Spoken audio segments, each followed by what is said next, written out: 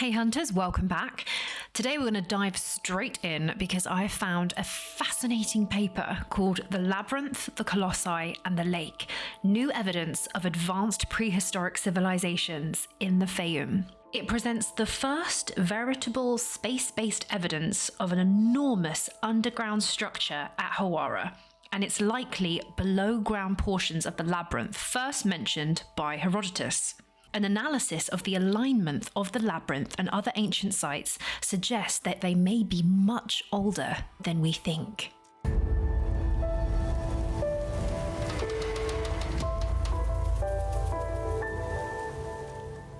Two bits of exciting news. First bit of exciting news is that I'm off on my travels. I'm off. She's off again. Where's she off to this year? I am going to Easter Island, which is a once-in-a-lifetime opportunity because obviously every year you can hitch a ride to Egypt or ancient Turkey because there is regular tours, but very, very rarely do you get the chance to go out to the middle of the Pacific Ocean on one of the remotest islands in the world and check out the ancient Moai.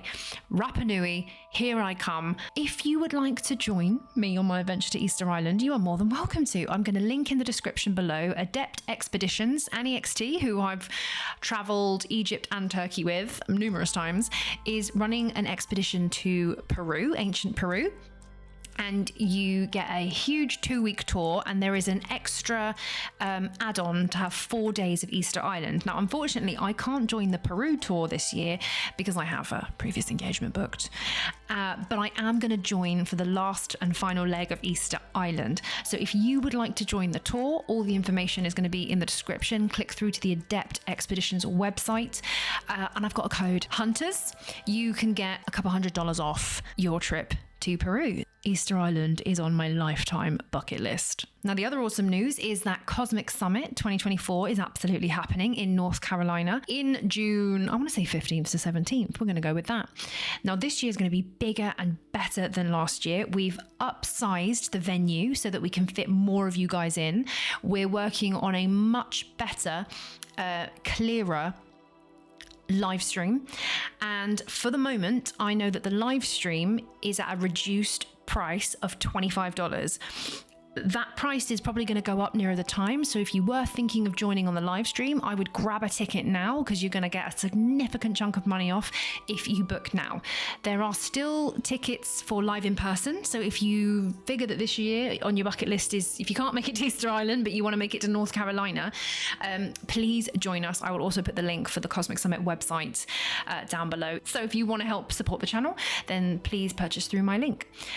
Or not, totally up to you. Right, let's get into it. Let's recap the first site I'm going to talk about today, which is the Labyrinth of Hawara. There's an area which is much lower down in Egypt, very, very far from Giza, which contains the remains, the ruins of the Hawara Pyramid. It doesn't look like much today because the Romans ripped off the outer shell and the mud brick pyramid has basically disintegrated. But what's interesting is that the pyramid has a really solid, massive megalithic core, which you can see sort of poking out today.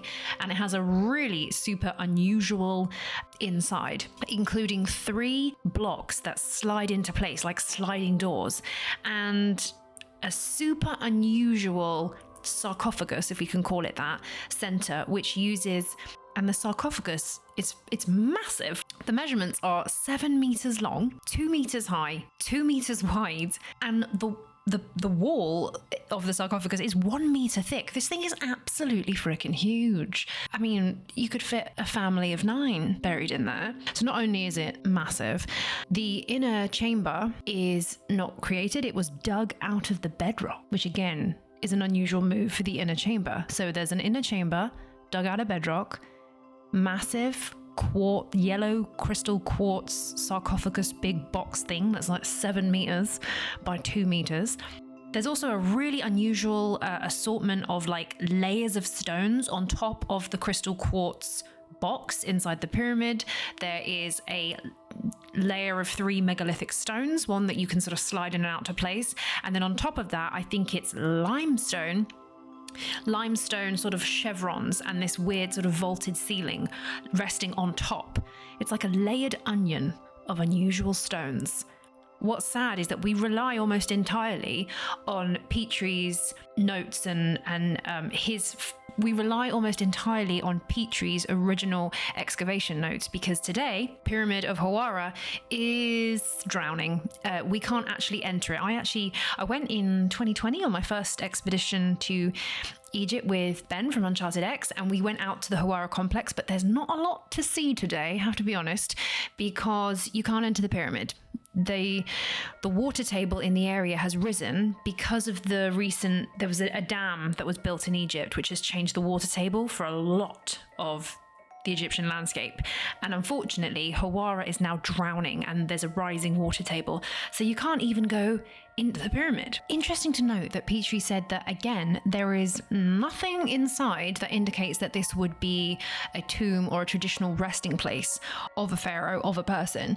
There is no inscriptions anywhere inside the chamber or on the sarcophagus or in the walls or anywhere. The only reason that they could attribute the pyramid to someone was because of some furniture that was found inside, which had a name on it. But the actual structure didn't have any inscriptions again. So the pyramid with the megalithic core is interesting, but what is even more interesting is that outside the pyramid, and technically below it, there is the Labyrinth of Hawara, which was written about in antiquity, probably most famously by Herodotus. He visited in 500 BC, around 5th century BC. He visited the Egyptian priesthood, and they showed him about, and they showed him the insane site that was the Labyrinth. It was a maze of rooms and chambers, both above ground and below. Now, Herodotus only got to eyewitness the maze above the ground. He was told he was not allowed to enter the subterranean part of it, but he had it on good faith that it definitely extended below the ground. In fact, Herodotus, and I'm going to quote him here, he said, "This maze surpasses even the pyramids in impressiveness, in its impressive feat of human engineering." Actually, let me just quote him entirely. Here we go. "There are also double sets of chambers, 3,000 altogether, 1,500 above, and the same number underground. We ourselves viewed those that are above ground and speak of what we have seen. But we learned through conversation about the underground chambers. The Egyptian caretakers would by no means show them, as they were, they said, the burial vaults of the kings who first built this labyrinth." Which is interesting. It's an interesting way to phrase that. The kings who first built, as in there's been many stages of development and building and reappropriation, maybe? No. "Near the corner where the labyrinth ends stands a pyramid 240 feet high, on which great figures are cut. A passage to this has been made underground." Pop a pin in that quote. We'll be coming back to the underground passages in a little bit. So we know that at least 500 BC, the upper ground of the labyrinth was open to visitors.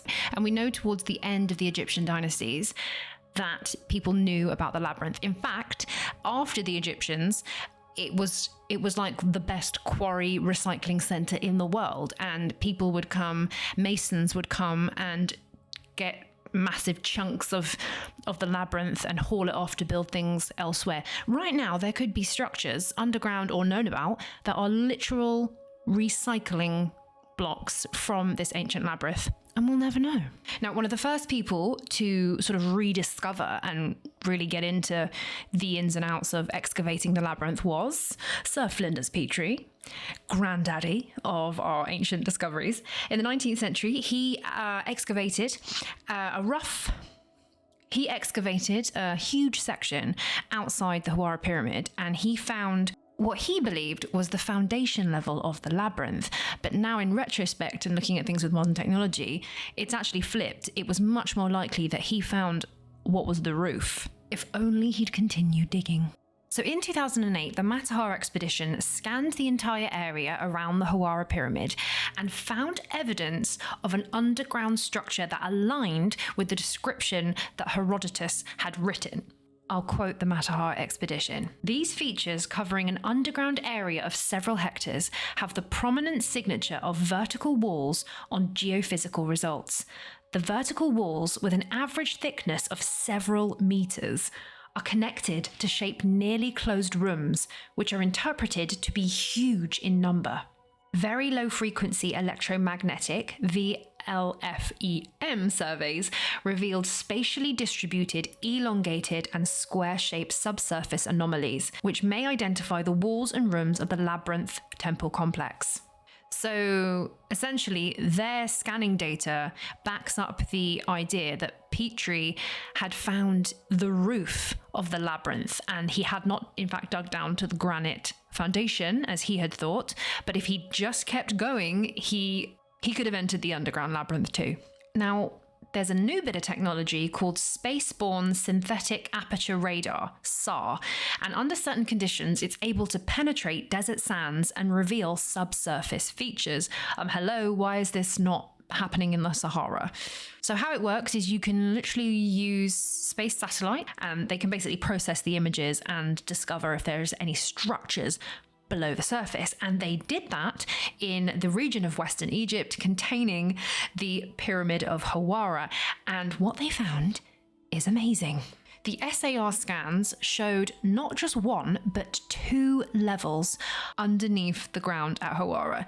The first level being represented here in blue, and the second deeper level in red. The complex is even bigger than originally thought, extending underneath the Hawara Pyramid and way out to the north and the sides.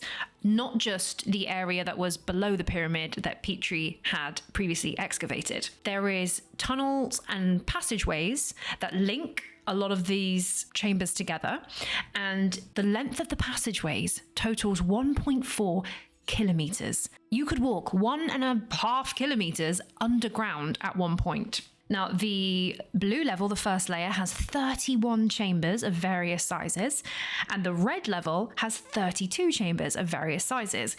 5 of the chambers underground are bigger than Olympic-sized swimming pools, which is ironic considering the level of the groundwater now, because they probably literally are Olympic-sized swimming pools if we went under there today. One chamber is so big that it could fit a Boeing 747 with its wings. Now, there's something to be noted in the alignment of the Pyramid of Hawara above ground and the alignment of the labyrinth below ground, because they are not in sync, they're not connected. One of them is definitely on the wonk. In a nutshell, they're not aligned to the same point. In fact, when you scan a lot of the ancient sites around the Faiyum area, something interesting has appeared. The alignment between some of the sites does in fact correlate, but what they're pointing towards is not dynastic Egyptian. But hold that thought, let's skip to some of the other sites. Kisa El Saga, which I have not had the privilege to visit because it is way out in a remote part of the desert. Kisa El Saga is a megalithic structure north of Lake Moeris, seemingly in the middle of nowhere. It would have been close to the lake shoreline when the water level was higher. It's believed that Lake Moeris existed as a paleo lake more than 10,000 years ago, although there's been variations in the lake level. Even before the Faiyum Canal, it has decreased significantly in size over the past 2,500 years. Now, devoid of any inscription, little is really known about Kisa El Saga. It's composed of giant limestone blocks, and its architectural style, it looks very similar to a lot of the Old Kingdom building. And when they tried to do some initial carbon dating, it actually turned out to be older than the pyramids of Giza. No one can doubt it's a pretty ancient site, but just how old, it's kind of anybody's guess, because there's no inscriptions, and it's not entirely clear what the building was for. Is it a temple? Is it a tomb? Is it a lookout post? Is it an observatory? Is it functional? Is it religious? We just don't know. It's oriented in the direction of minor lunar standstills, which is not uncommon in the desert, suggesting that it could have been a lunar temple. Now, other sites in the Faiyum are more difficult to explain in terms of their alignment.